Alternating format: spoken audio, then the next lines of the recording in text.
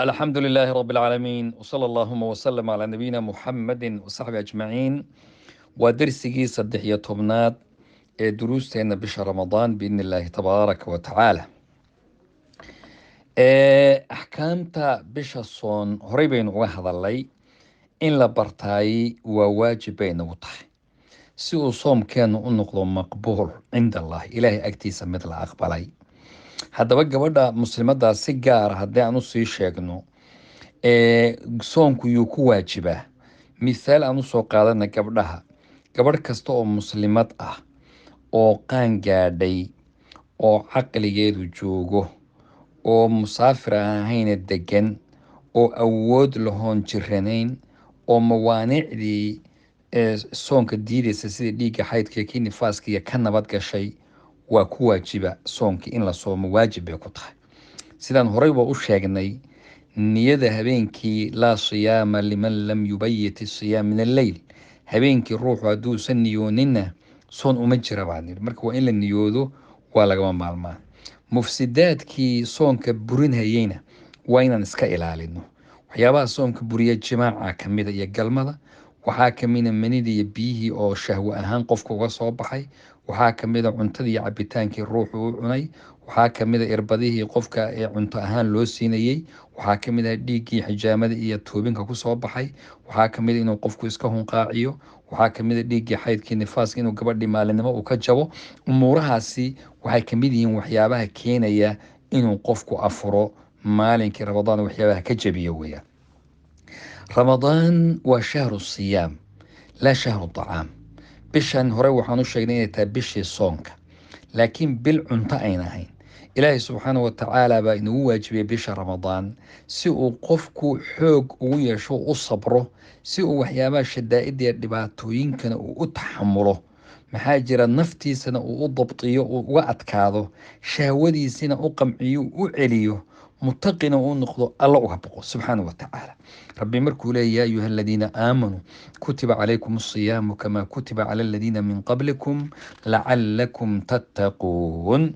waxaa la weydiiyey bacdu salaf, dadkii hore ee salafu hada lumma ugu khayr badnaa mid ka mid ah baa waxaa lagu yihi lima shurica asiyaamu, maxaa soonka loo jideeyey? su-aashaasa la weydiiyey, soonka maxaa loo jideeyey? markaasaa wuxuu yidhi liyatadawaqa alghaniyu طacma aljuuci falaa yansa alfaqiir. waxaa loo jideeyey soonka si uu qofka haniga ah ee xoolaha lihi u xusuusto, u dhadhamiyo juuca iyo gaajada, markaa uusan halmaamin dadka fuqarada ah. waaba sidaasuu yidhi. haddaba waxyaabaha asafka iyo tiiraanyada keenaya runtii aada iyo aada looga tiiraanyoodo waxaa ka mid a inaad aragto dad badan oo bishan ramadaan sida kulligeenba loo badan yahay, waxaa xitaa isbedela takaaliifta iyo masaariiftu way ziyaadaa, cuntadiina waa la badiyaa. haddaba bal adigu waxaad isweydiisaa, gabadhiina maanta dhan jikadii bay ku jirtaa iyo madbakhii baa lagu jiraa oo saacado dhan iyadoo cuntooyinkii kala duwanaa samaynaysa, oo maaragtay cuntadii tirada badneed gabadhii sambuusaa la samayn oo waqti qaata, adeegii baa ka horeeyo lasoo adeegi, wixii samee, burkii samee, fulaan samee, casho samee, khudaar samee. yacni dadka haysta intaas oo shay oo kala duwan ayaa lagu mashquulsan yahay. goormuu qofkaasi qur-aankii ilaahay ka faa'iidaysan? goormuu alla xusayaa? goormuu ducaysanayaa? goormuu istikfaar iyo fulaan la imaanaya? haddaba waktiga wuu ku dayacmayaa, cuntadaas diyaarinteeda ayuu ku dayacmayaa. raggiina ilaahay khayr ha siiye, waxaa laga yaabaa inay gabdhihii kusii dhibayaan iyaguna cuntada inay diyaariyaan, oo caawa martidiisuu la yimaado oo uu rabo inaa wax cunto la diyaariyo.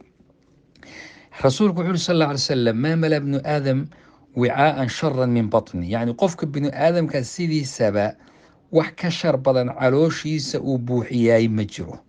wax ugu shar badan in la buuxiyaa waa caloosha. jiro oo dhan iyaday ka timaadaa, cibaado xumana iyaday ka timaadaa. waxaa ku sugan buuri bixasabi ibni aadam luqaymaat ama akalaad, qofka waxaaba ku filanba waxoogaa inuu cuno oo yuqimna sulbuu dhabarkiisa ku toosiyo oo maarata uu qofkaas cibaadada ilaahay ku guto. haddii laa maxaalata shakila-aan uu rabo inuu cunto cunana ugu yaraan bal calooshiisa saddex u qaybiyo oo qaybna cuntada ha ugu talagalo, qaybna cabitaanka, qaybna inuu qofku ka neefsan karo oo tanafus uu ka samayn karo ha isku dayo. marka ma ahun inaa cunto rig intii lagu siiyo lagu bikilo qofku uu kici kari waayo xageen ku dhacaa uu yidha meeluu ku dhaco seexdo unbuba qofku markaa raadinaya cibaado iska dhaaf taraawiix iyo tahajud iyo fulaan masaba maalintoo dhan wuu jiifaya marka bisha ramadaan waa bil la sabro sabirka ina baraysa waa madrasa tarbawiya oo sabirka ina barta oo dhibaatada in loo adkeysan kara ina barta oo go-aan qaadashada ina barta waxaan sheegi doonaa wax la yidhaahdo inay tahay fursatun litagyiir xilli la isku bedelaba ay tahay bisha ramadaan biidni illaahi tabaaraka wa tacaala